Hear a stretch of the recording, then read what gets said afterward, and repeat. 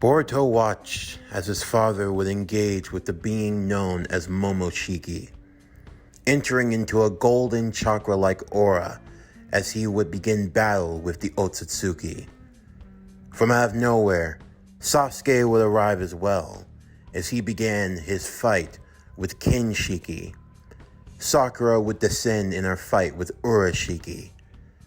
The evacuation of the Chunin exam arena would commence, with the Leaf's Jonin attempting to escort all civilians to safety.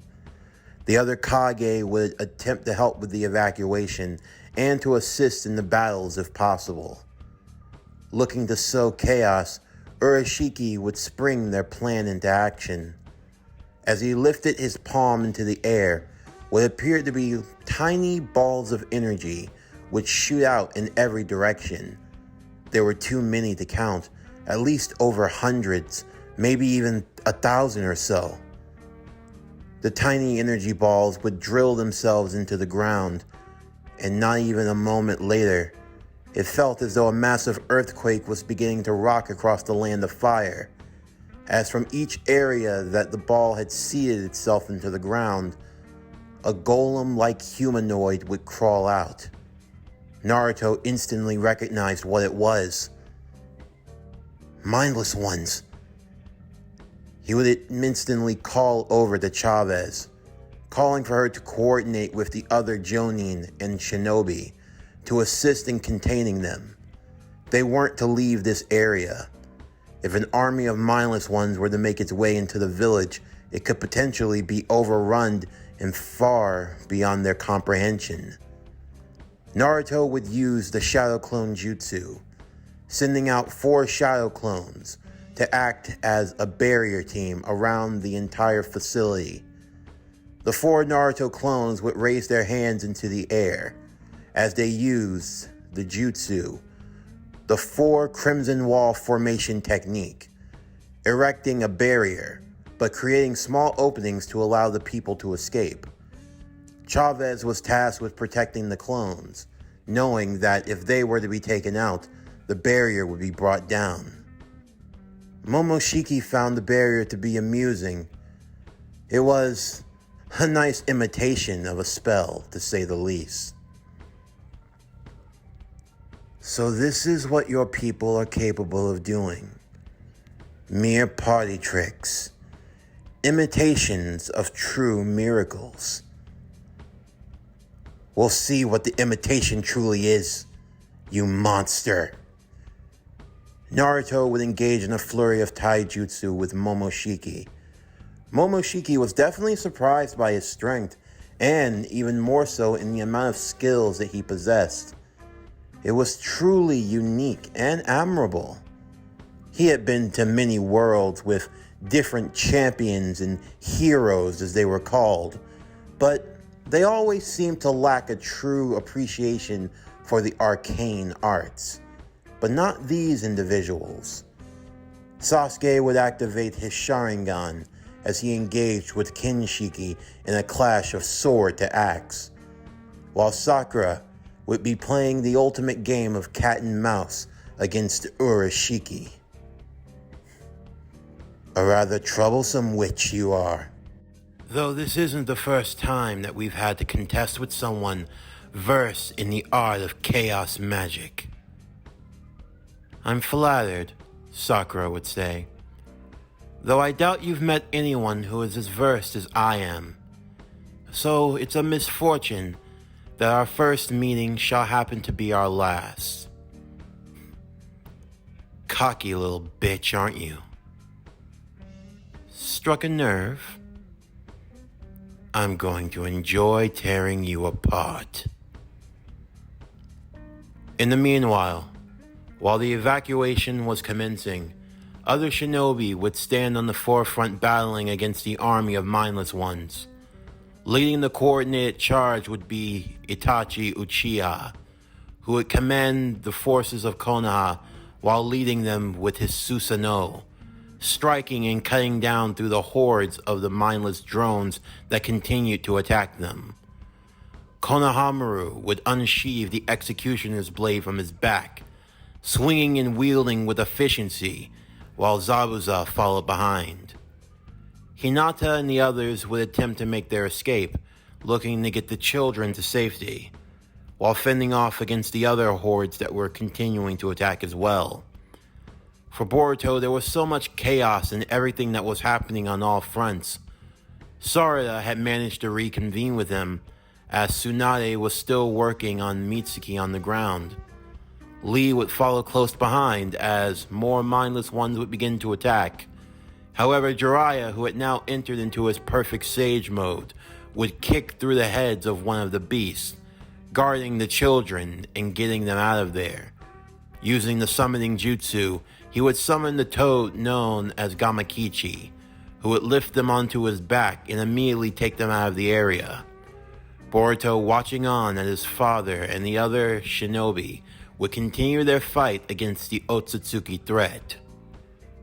Safe to say, a mass panic was beginning to wash all over the village. The people would run for their lives, as the village had become overrun with monsters.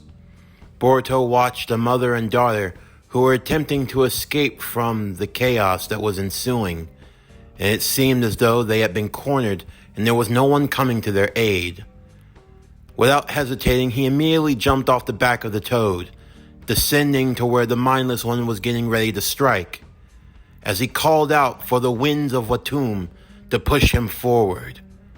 With a great gust of wind behind his back, Boruto would weave through the hand signs, channeling for the thunderclap arrow. Immediately, like a striking blur, Boruto would come crashing straight into the mindless one, shooting his powerful lightning attack, managing to singe off one of his arms. This had temporarily stunned the beast, allowing for the mother and daughter to escape, as it turned back and set its sights on Boruto, using its singular eye beam to blast straight towards him as he dodged and moved out of the way. Boruto would counter using the images of Icon, creating multiple clones of himself that would all attempt to restrain the mindless one using the icy tendrils of Ikolat, before Boruto would fire up one more thunderclap arrow, this time aiming directly for the head and killing it.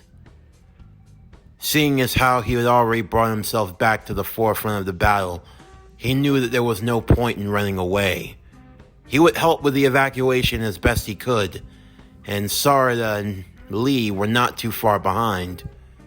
Together, the members of Team 7 would work in conjunction fighting against mindless ones, and before long, their sensei, America Chavez, would arrive to see how well her students were capable of holding off against the enemy force.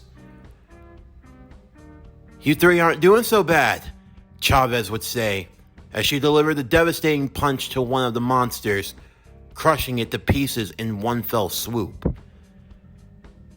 "I should tell you all to get out of here, that this area isn't safe. But I know you're not going to listen to me. So listen to this. We stay in formation. We cover each other's backs, and we don't break away from one another. We get through this together, and we come out of it together. Understood?" "Yes, ma'am." All three would give the salute as they followed behind their sensei. Boruto would cover their blind spots with his clones, while Sarada would use her one Byakugan to search through for where all the enemies were, and for where any civilians might be trapped. As for Lee, he found himself rearing to go, especially motivated after the ordeals of the day that he had gone through. In this moment in time, things like promotion, award, acclaim, none of that mattered. Their home was under attack, and they had to defend their home by any means necessary. In the meantime, as Naruto continued his fight against Momoshiki, he would call upon for the flames of Faltane, looking to swarm and incinerate the Otsutsuki, who managed to absorb the technique. It appeared that he had Rinnegan in the palm of his hands, but they were capable of far more, absorbing magic. Those Rinnegan, They're really a nuisance, Naruto would say. You think that you're the only one with tricks, eh, Fox? I'll show you tricks.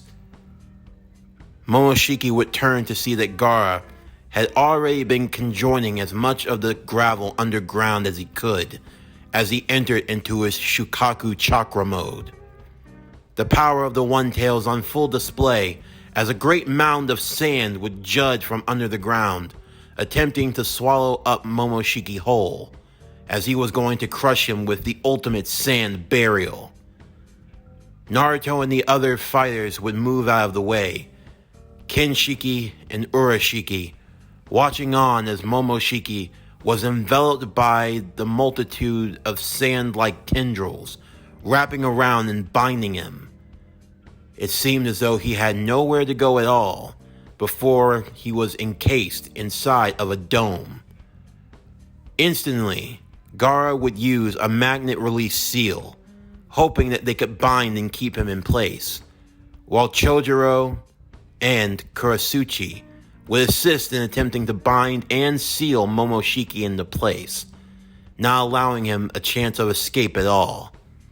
As for Urashiki, he found himself on the back foot dealing against Sakura. Her skill in chaos magic was far more refined than anything else that he had ever seen. Despite having the ability to look forward into the future and to jump back into the past, she was able to counter him at every turn. And even worse, it seemed as though they had gotten the better of his kin, Momoshiki. Of course, Kinshiki already knew what needed to be done, and he was prepared to make that sacrifice. And, as if fate itself had alluded to perfect timing, he saw the perfect way to distract his opponent. For not too far away, Sarada would be helping and fending off against what remained of the mindless ones. He would shut out one of his power axes, throwing it straight towards her. And unfortunately for Sarada, it was in the blind spot of the Byakugan. Kinshiki had taken note that the girl also had the dojutsu. It disgusted him to see that these mere ingrates were getting hold of such sacred and treasured abilities. But all the same, he knew very well that this was the daughter of his enemy, and without hesitation, Sasuke took his eyes off of the target as he used Ameno Tejikara to switch between himself and between the axe. Before Kinshiki knew it, the axe that he had thrown with full velocity was now heading straight towards him. Though quickly enough, he spun around and caught it by the hilt before throwing it straight towards the dome where Momoshiki was. Cracking it open just enough, he would allow himself to be converted. And as for Urashiki, he knew that he would follow suit. You better not fail us, Momoshiki, Urashiki would say before creating a divergence, allowing for him to escape and to join with Kinshiki. The two Otsutsuki would be absorbed by Momoshiki as he broke out of the domed barrier, transformed and evolved into his true Otsutsuki state. Golden Rinnegan on his forehead and in the palms of each of his hands, and two golden Rinnegan on both his shoulders, his eyes fully fledged of the Byakugan. A sinister smile indeed, as he looked around to all of his opponents. And he quite enjoyed seeing the terror that was etched on all of their faces. Things hadn't gone quite as he had planned.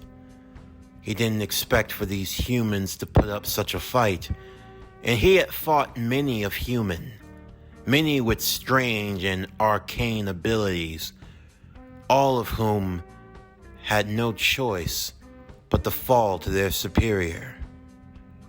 And yet it was their persistence that gave them strength and gave him a slight form of admiration, and it made him hate them all the more for it.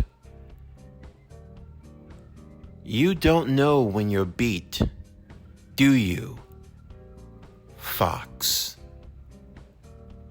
There are things far greater beyond any of your comprehensions. But allow me to enlighten you. You don't even know what you truly are, and neither do you, One-Tails. What exactly are you getting at? Gar would ask. As I suspected, all that power, and yet you know little of what you truly are. Tell me, have you ever heard of the Lord of Chaos, Shumagorath? Shumagorath, Sakura would say.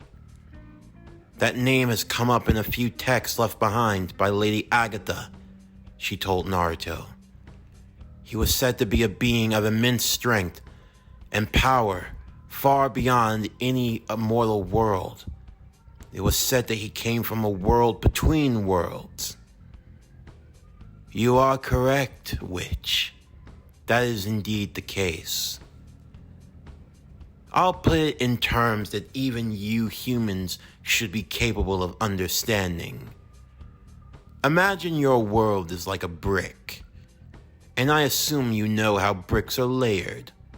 The paste, the mortar that goes in between each one, each layer of brick that's put into place. Your world is nothing more but a brick among many bricks to a great wall or a great home.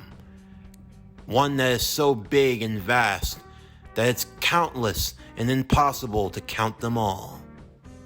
But the mortar, the space between those bricks, that is an infinite amount of space. A space where things of your nightmare lie dormant. That is where Shumagorath resides. So what's with the history lecture? Sasuke would ask. Be patient, Uchiha. I'm getting to that. The being Shumagorath, known as the Many-Angled One, has existed far beyond the creation of your world. Long ago, there was a being of great power, one that my people followed. He was the first one to achieve the power necessary to reach the heights of Shumagorath. He has sadly been lost to time, and no one knows if he still exists or not. But we know that the possibility to achieve what he did is only through Shumagorath. During his many encounters, Shumagorath lost one of his tails, a tail that was split into pieces and began to harden into shape. They became something like a seed. A seed. You mean the 10 tails, Sasuke would say. Now you're catching on. The 10 tails are children of Shumagorath. Their power is immense, and it has the power of death and rebirth all in one. To be absorbed by the 10 tails, to consume the fruit it produces over and over again, just as the power was of Shumagorath to absorb his enemy's strength, so too does the 10 tails to a world that it is harvested from. You, Fox, and you weasel. Your power is nothing more but a fragment of the 10 tails that once existed, split into 9 separate entities. When joined together, you form into the 10 tails properly. And once united and harvested, you will make the finest fruit. For the fruit is that of knowledge, knowledge of the world and of all those who have existed from the past, those who lie sleeping in the grave, and those who will awaken once more. All of that knowledge, all of that power that has ever existed, enveloped into one singular fruit. So that's what you plan to do. To plant a 10 tails and to harvest the power of this world. It is quite the feast to follow in the footsteps of my master, to follow in the footsteps of the one that leads my clan. We came to this world because our tradition was broken by that damned Kaguya. But no matter, for it seems that she no longer exists. We will simply finish what she started, starting with the likes of you both, 1 tails and 9 tails. I'll make my way into collecting the others in due time, and once I have everything I need, I will restart the great tree and harvest the power of the 10 tails once again. And I believe that a fruit born of this world will be of the highest quality. Your skills have shown that firsthand. You're never going to get that far. Unfortunately for you, Momoshiki, your conquest ends here. You have a strong will, Fox. I will grant you that. But your will, your dreams and your desires, they are of little consequence to me. Momoshiki raised his hands, creating mystically constructed shields around him, channeling his aura. Magic, chakra, mana, whatever you wish to call it. It is all one and the same. It flows freely through all of us and is connected as one. It is only those who harness that power will be the ones to control that future. And I am the master of fate. You cannot change what has already been ordained.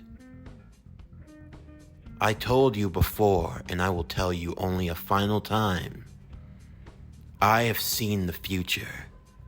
I know what lies in store for all of you. Your struggles against me, they are in vain. It's foolish that you try, but I know you will persist. For that is your fallacy, that is your weakness, and it will be the death of you. Shinobi don't give up so easily. Multi-shadow clone jutsu! Momoshiki found himself surrounded by golden Narutos, all of whom raised their hands to form the mystically constructed shields of Seraphim. And what you're going to learn is that our will is as strong as yours. Naruto, Sasuke, and Sakura would combine their forces as they fought against fused Momoshiki. The other Kage, along with other key shinobi, would join in the fight as well, as Momoshiki, even while being faced with overwhelming odds, would draw back upon all of the experience that he had mustered throughout his entire existence, all of the techniques that he had absorbed, all of the countless lives that he had lived, all of that knowledge being brought to the forefront in a mastery display of the mystic arts as he fought against all of his enemies with little to no difficulty, save for the likes of Naruto, Sasuke, and Sakura, being the only primary 3 being able to match him with prowess from hand-to-hand combat to visual dojutsu and through the power of the mystic arts. This was a fight far beyond anything that the others had been capable of, and it forced them to the point where they'd have to only stand back, allowing for the members of Team 7 to fight at their fullest capabilities, taking in shots whenever they could in hopes of bringing Momoshiki down. Even Shikamaru, looking for his opening, would attempt to use the Shadow Paralysis Jutsu, before attempting to hold him with the Shadow Strangle Jutsu, only for it to be absorbed by the palmed Rinnegan of fused Momoshiki, who in question would wait for the opportune time to capture everyone within the shadow possession, restraining them with his strength and stopping them from moving. Outside of Naruto and Gaara, he had no intentions on trying to spare anyone else. He would use all the power that he absorbed to create one big ball of energy, one that he would use to atomize all of his enemies in one fell swoop. He figured he could hold back with enough restraint for Naruto and Gaara. That way he could take the power of their tailed beast, potent chakra that would be used for the revival of the Ten Tails. Naruto, Sarada, and Lee saw what happened as Naruto and the others had been trapped, seeing as how they'd have to free them if only for a moment, providing the opportunity that would be needed to bring Momoshiki down. They waited for their best possible outcome. What could they possibly do? If they tried to hit him with an attack, he'd just see it coming. See it coming. Boruto in that moment knew what he needed. He would ask for both Sarada and Lee to lend him as much power as they could. He would take in that chakra into himself, mustering up as much of it as he began to form a Rasengan. It was just regular in size, but slowly it would begin to grow. Naruto, out of the corner of his eye, saw what was happening. At first, he thought it was foolish of his son to do something so reckless. Zabuza would appear next to the kids along with Itachi, asking them what exactly did they have planned. Boruto would explain it to them, and after agreeing that, while it was dangerous, it was the best outcome for them, Itachi and Zabuza would create the diversion, Zabuza using the Mist Jutsu in order to create the divergent cover that would be needed, while Itachi would attempt to use his Susanoo to strike at Momoshiki. Even while maintaining the Shadow Possession Jutsu, he was able to fend off against Itachi. But this created the opening that was needed, as Boruto created as big of a Rasengan with the chakra he had been given, before flinging it directly towards Momoshiki, who used his other free hand, attempting to absorb the technique. However, when it seemingly vanished, he amused at the fact that the boy just had no more energy left to fight with. However, he'd soon be found wrong, as that larger-sized Rasengan smashed his shoulder and the Rinnegan eye that was on it. This was the opening that was needed for Naruto, Sasuke, Sakura, and the other Kage to be freed. Sakura would use the limit of her chaos magic, channeling and summoning her inner Sakura, attempting to bind Momoshiki mentally. This would stun him long enough, as Sasuke would use the ancient arts of the Frost Giants taught to him by his master. Using a freezing-like spell, he would attempt to coat Momoshiki in ice, holding him there long enough for Naruto to deliver the finishing blow. Though Momoshiki wasn't done yet, he was able to fend off all three of them. Before using his strength, he would sprout extra arms through the sides of his body, giving him 6 arms in total. 6 arms all capable of wielding their own magic and ninjutsu. As he would counter against the trio once again, Naruto and Sasuke would engage with Momoshiki in hand-to-hand combat, Sakura and the other Kage striking from a distance, as he was fending them off in a battle of 360-degree focus. The others would attempt to get involved where they could, with Boruto moving in at the last moment. His left eye had mysteriously changed and allowed him to read the movements of Momoshiki, long enough for him to strike his lower left arm with another Rasengan, destroying the Rinnegan palmed hand of his own. Eventually, though, Momoshiki would knock everyone back, taking on the ninjutsu that had been fired towards him and had been absorbed. He would attempt to create a Rasengan of his own, looking to match it with all of their combined force and effort. Naruto, on the other hand, would use his power to form a Rasengan of equal size and strength. Looking for the right time and opening, he would turn to his son Boruto. He was able to make his Rasengan reappear and disappear at will. In order to take out Momoshiki, they were going to hit him point blank in a way that he wouldn't see it coming from any of them. Handing the chakra to his son and creating the pathway that was needed, Naruto and Sasuke would engage with Momoshiki once again. Chavez would be waiting in the wings, waiting for the right opportunity to strike. After taking the power that was needed, they would feign Boruto's scaredness as he would attempt to flee from the battlefield. Momoshiki would taunt Naruto, stating that his son must have had the heart of a coward, and he wondered where he got it. But perhaps that cowardice would be to his benefit, although in the end, he, along with everyone else on this planet, would soon die. However, as Boruto ran further and further away from the battlefield, he jumped into the air one final time as he created two clones that used the Boruto stream, rocketing him as far as they could. Chavez at the last second would create a star portal that would open behind Momoshiki, who had managed to push off both Naruto and Sasuke. He turned around just in time to see Boruto carrying that momentum straight through the portal that had been opened and rocketing straight towards him.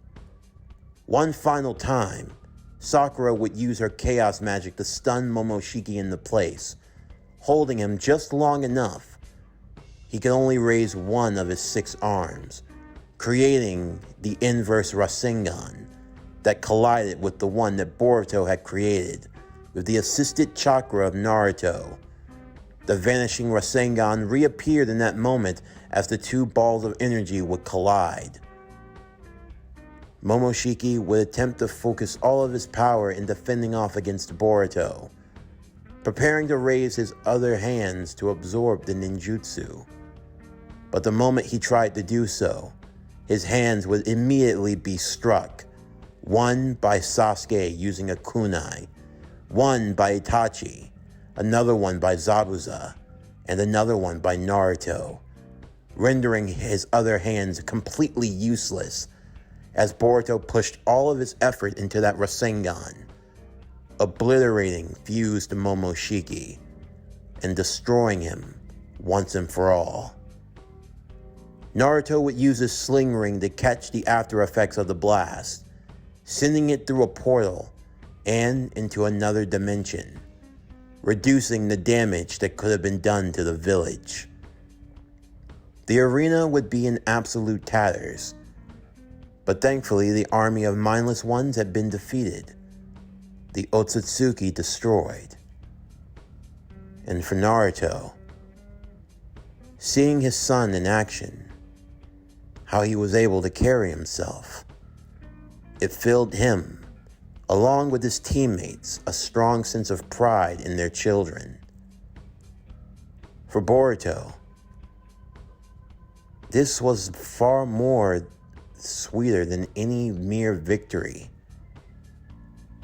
because at least for this moment, he felt like he had proved himself. He proved that he belonged. Although for Boruto, This is not where the story ends. As everyone was cheering in victory with the battle being over, time would slowly begin to come to a standstill all around him, as he found himself in a void amongst the clouds. He looked on to see that the only person with him was Momoshiki himself. "You're a sneaky little brat, you know. You all managed to get the drop on me. Congratulations." "What? You bitter about being dead? Well, why don't you go take that up with someone else in the afterlife? It's not my concern," Boruto said with a triumphant grin, although it quickly turned to a frown, as Momoshiki was the one smiling. Cocky, arrogant, foolish. That is what you are, Boruto. But you've given me another chance. Imagine your father, your mother, your precious sister, all of your friends and allies.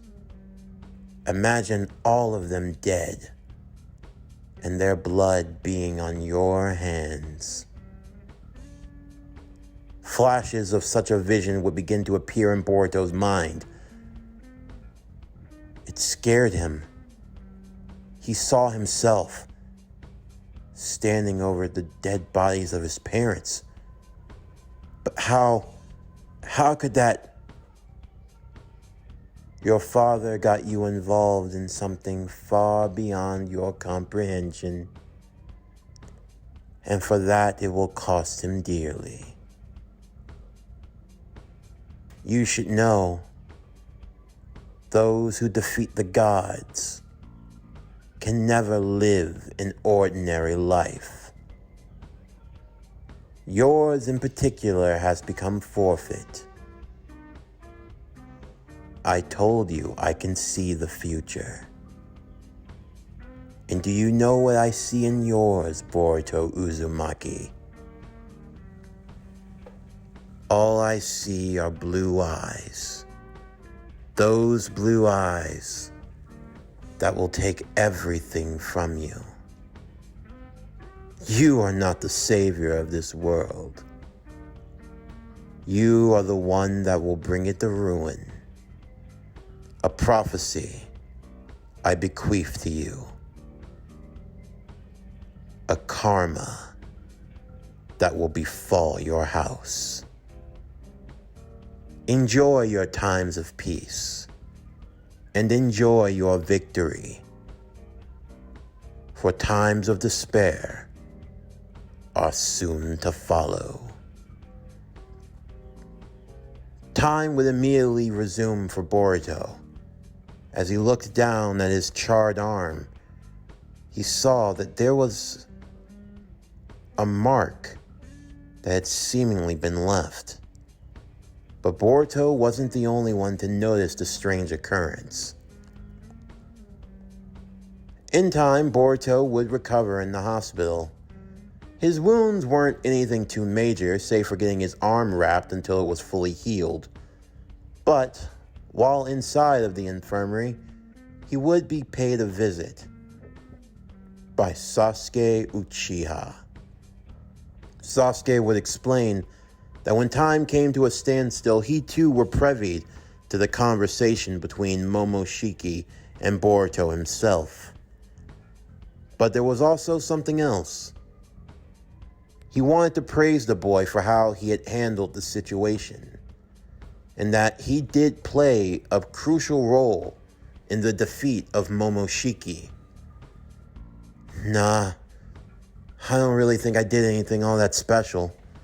All I did was use borrowed power that my dad had to give me.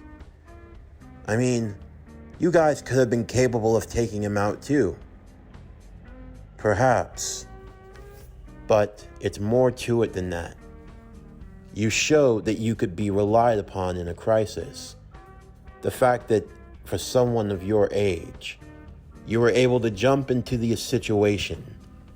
You played a crucial role in assisting the evacuation of the civilians.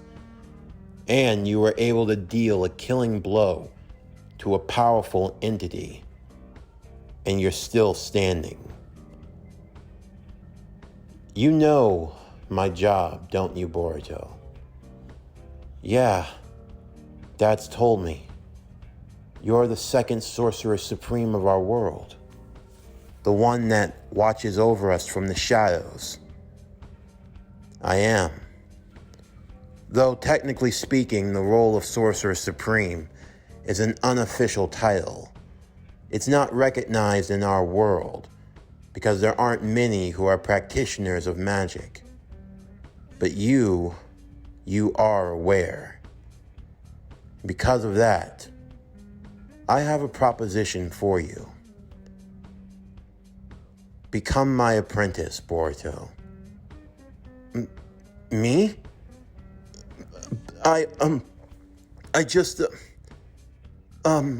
Why me, sir? I mean, your daughter, doesn't she? My daughter has other aspirations. She wishes to become Hokage, and I intend to support her fully. I believe she has what it takes to be a fine Hokage, in my own opinion. But if she chooses to walk down that path, then she cannot inherit my will. I mean, are you... This is only an offer, Boruto. You don't have to take it if you don't want to. But that's just the thing. I think I do. I mean, with all due respect, I've never really had, this drive to want to be Hokage or anything like that. I know I want to be stronger. I want to be the strongest that I can be. But I never really knew what I would do with that strength. Truly a conundrum. A boy that wants to be the strongest, but has no idea what to do with the power once he achieves it. If my power could be used for anything, I want it to be used to help as many people as possible. If I can help people in the background, then I think that's the best fit for me. I don't need the titles or the accolades or anything like that. The path I walk down, I want it to be one that I choose for myself. I think I want to walk down your path. If you'll let me. My path is not an easy one, Boruto. To become the next Sorcerer Supreme, it means that this world will be under your protection.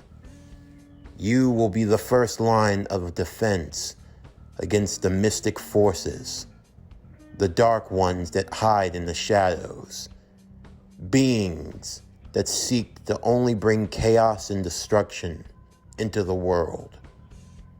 You will be the one that governs the law and the order of the mystic arts. Do you think you can handle that kind of responsibility? I know I can. Then we'll see. I have great expectations for you, Boruto. For I believe you truly have what it takes to surpass both me and your father. As for that mark on your hand, we'll continue to monitor it for now. If anything happens with it, any changes, let me know, alright? Boruto promised to do so, as Sasuke would take his leave, spending time with his daughter and his family. As for Dr. Katasuke, it was shortly discovered not too long after these events that he hadn't been in the right state of mind At least not entirely. The good doctor sat in a waiting room as Naruto would enter. "I heard the news, Dr. Katasuke. I'm sorry that... No need to apologize, Lord Seventh. Even if it's true that my mind was being influenced by a genjutsu of all things, all it did was enhance my own inner desires. Although I doubt I would have ever taken things to such a degree." Dr. Katasuke turned as he bowed to Naruto humbly. "I apologize for speaking out of turn, for my arrogance, thinking that I know what was best, and questioning your power. What you did for this village, what you've always done, I could never match it." "It's not a competition, Doctor. I don't do what I do for the adulation or for the praise. I want to protect the people that I care about. And that includes people like you. We're not rivals or enemies. We're members, comrades of the Hidden Leaf Village. That comes before anything else. And perhaps I was too quick to judge.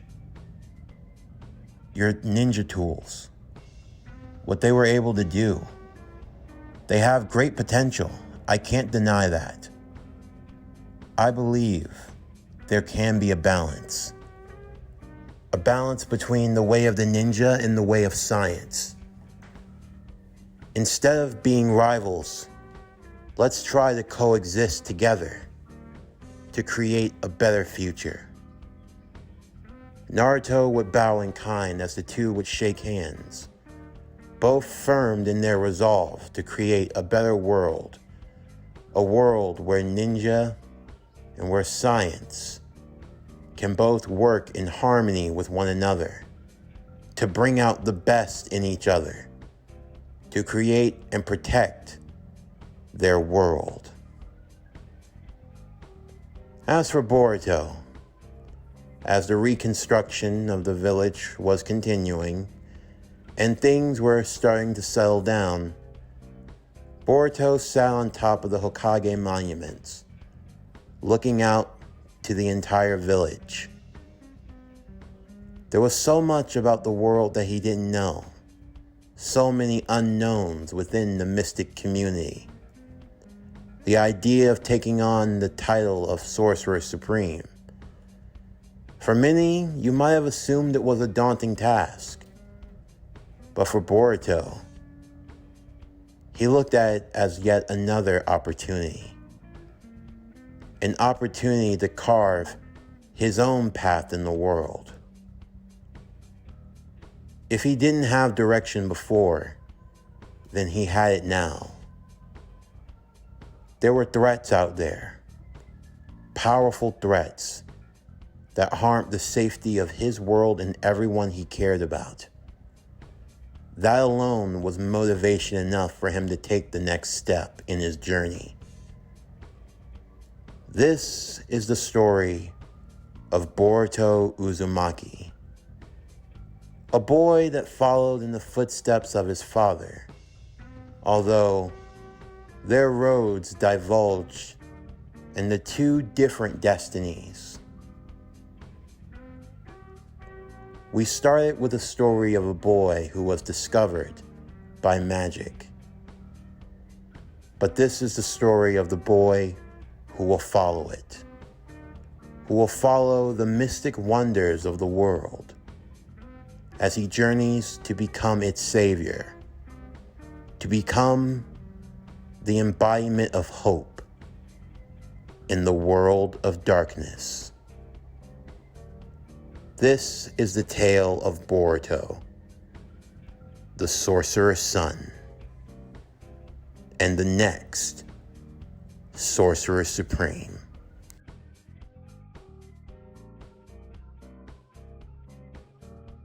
This concludes Boruto, the Sorcerer's Son. What if Boruto was a sorcerer Season 1, Part 12, the Season 1 finale. And with that, we now officially conclude Anime Marvel Phase 3, Part 1 of the Fallout Saga Tales to Astonish. Usually when we get to the end of a major arc or story point in a series that I'm doing, I always like to take the time to say thank you to everyone who has been supportive of the channel, supportive of the work and everything that we do. This week, at least for the making of this video, it's a very big week for me personally. First off, today is my birthday, so, shout outs to that. And, this week is actually the anniversary of Power Core Productions. This is actually the 4th anniversary. Our 4-year anniversary will be on May 4th. Haven't decided if I'm doing anything that day. I might do a live stream. Haven't decided yet. But I want to take the time in this video to say thank you to everyone for an amazing 4 years. Recently, we just hit 5,000 subscribers.